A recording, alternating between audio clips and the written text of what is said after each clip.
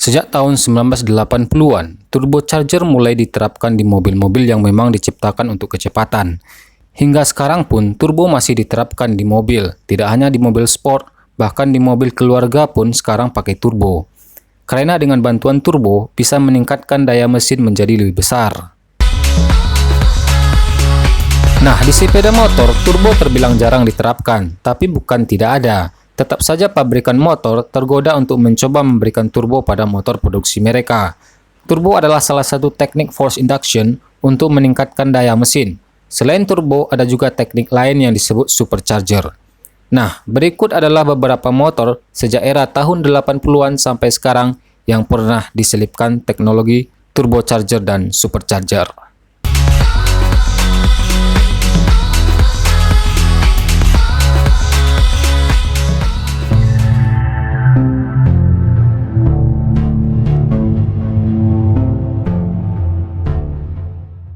Yamaha adalah pabrikan pertama yang memasuki perang turbo dengan motor XJ650 Turbo yang diperkenalkan pada tahun 1981. Motor ini mampu menghasilkan daya sebesar 90 horsepower pada 9000 rpm dan torsinya sebesar 81,7 Nm pada 7000 rpm.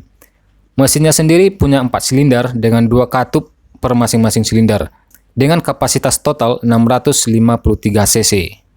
Motor ini bisa dikatakan bukan motor sport tulen, tapi lebih ke motor sport touring, karena masih menggunakan rem tromol belakang, kemudian transfer daya ke ban belakang pakai gardan bukan rantai, dan sasis yang membuat motor ini jadi mendongak yang memang lebih cocok untuk diajak jalan jauh.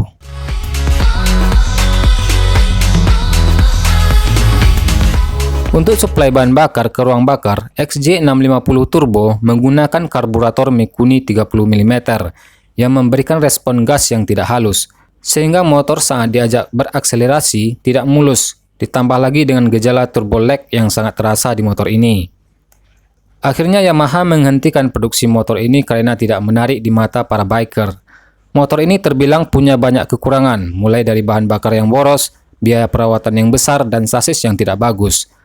Dan tentu saja kalah bersaing dengan motor sport lainnya macam Honda CB 1100R, Yamaha XJ650 Turbo hanya berusia 2 tahun saja.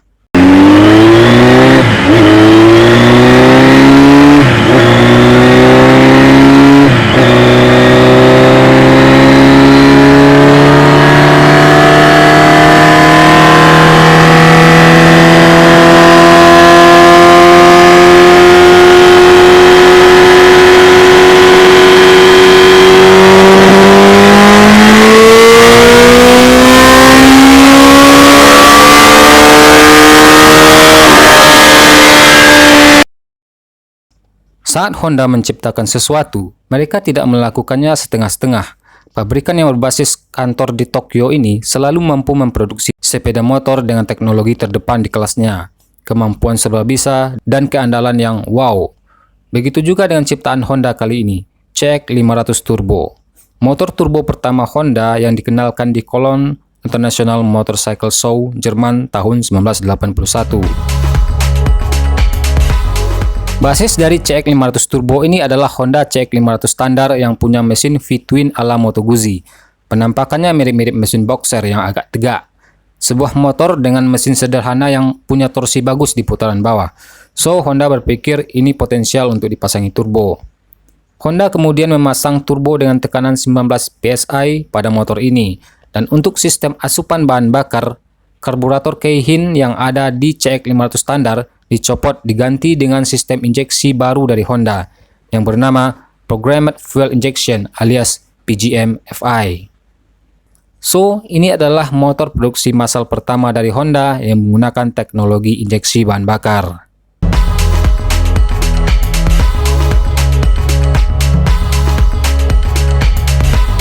Sayangnya motor ini masih mengalami turbo lag yang cukup besar. Hal ini membuat para pembeli potensial menunda untuk membeli motor ini.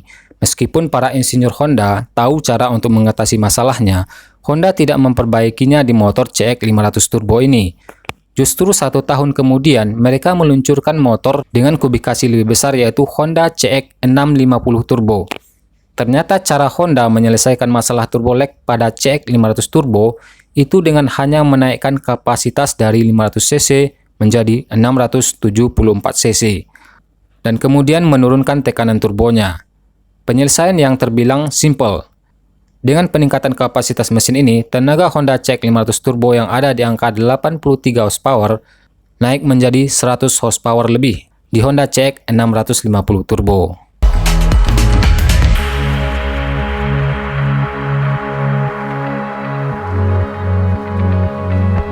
Namun karena biaya produksi yang mahal, motor tersebut tidak dibuat dalam jumlah yang banyak dan tidak menguntungkan bagi Honda untuk dijual. Akhirnya produksi motor turbo Honda ini dihentikan pada tahun 1983. Lagi-lagi motor turbo ini umurnya tidak panjang.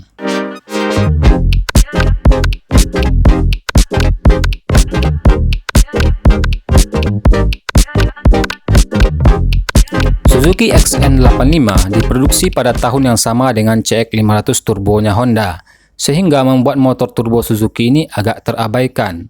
Tak heran sangat sedikit orang yang menyadari kalau motor ini pernah ada. Padahal motor ini terbilang bagus, bahkan mungkin lebih bagus dari CX 500 turbonya Honda. Motor ini dibuat Suzuki untuk menjadi alternatif pilihan di genre sport. Dalam membangun motor ini, Suzuki pertama-tama berfokus pada sasis, kemudian baru riset pada mesin. Motor ini menggunakan pelek 16 inci untuk roda depan, suspensi belakang monosok, serta dilengkapi footstep dan stang balap.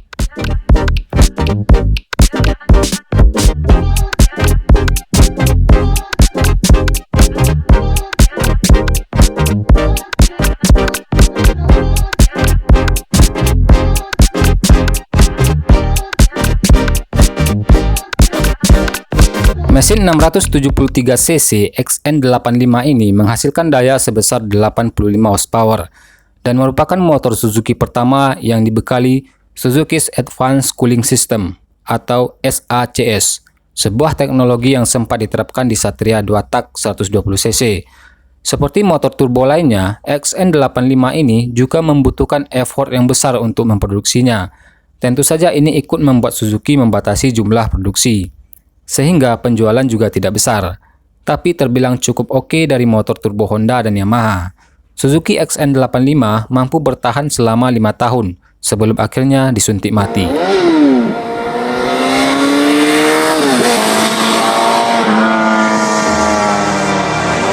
Kawasaki GPZ 750 Turbo. Kawasaki adalah salah satu pabrikan yang selalu mampu menghasilkan superbike yang cepat. Kawasaki sudah memproduksi motor kencang sejak tahun 1972 bernama Kawasaki Z1 dan berlanjut hingga sekarang. Oleh karena itu tidak mengherankan bahwa GPZ 750 Turbo adalah yang tercepat di kelas motor turbo di masanya. Motor ini punya mesin berkapasitas 738 cc dengan muntahan daya 112 horsepower, merupakan motor paling bertenaga di kelasnya. Memungkinkan motor ini menempuh jarak seperempat mil hanya dalam waktu 10,71 detik. Catatan waktu yang mengesankan pada tahun 1984. Kawasaki menggunakan basis motor GPZ 750cc yang memang sudah terkenal kencang. Pembahasan mengenai GPZ 750 silakan cek link di deskripsi. Selain mencangkokkan turbo ke GPZ 750, Kawasaki membuat ulang gearbox yang lebih kuat untuk motor ini, kemudian ditambah piston racing dan knalpot baru. Dengan produk GPZ 750 Turbo, Kawasaki berhasil memproduksi motor berkapasitas kecil dengan performa yang menyaingi motor sport 1000cc konvensional. Sebagai gambaran, Kawasaki GPZ 1100 yang lebih besar kapasitas mesinnya menghasilkan daya yang lebih kecil dari GPZ 750 Turbo. Dengan performa yang mengesankan, mesin yang mudah dioprek, dan tampilan yang bagus, Kawasaki dikenang sebagai pabrikan yang terbaik untuk urusan membuat motor turbo.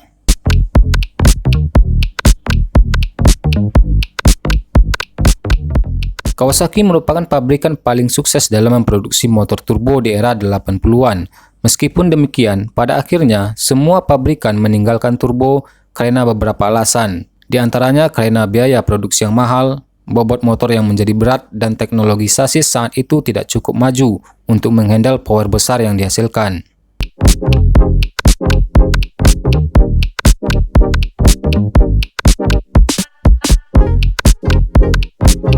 Sejak era 1980-an sampai 2000-an, tidak ada lagi pabrikan yang memproduksi motor yang menggunakan teknologi force induction.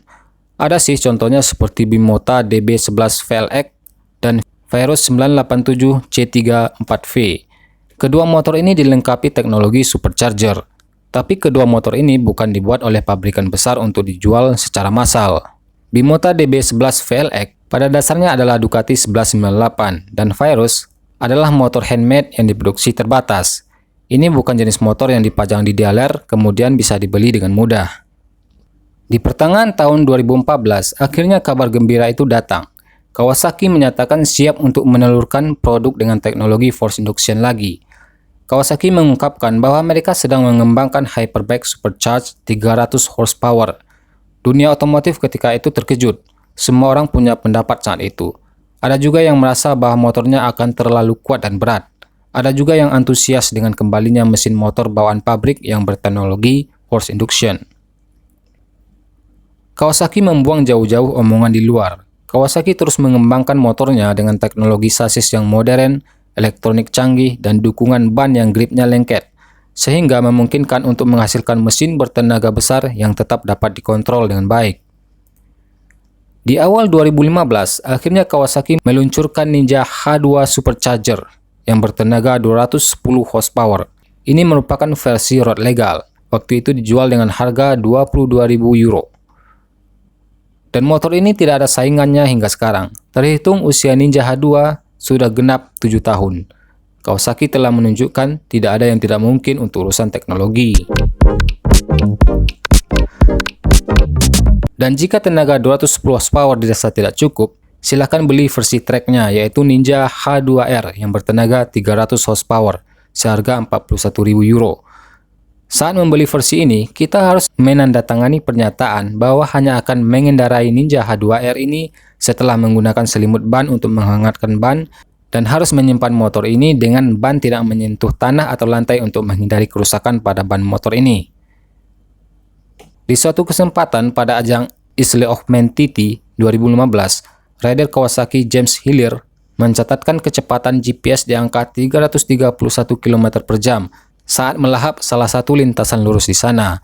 Dan bahkan Kenan Savoglu mampu mencapai angka 400 km per jam dengan Ninja H2R saat diuji di atas jembatan Osman Gazi, Turki.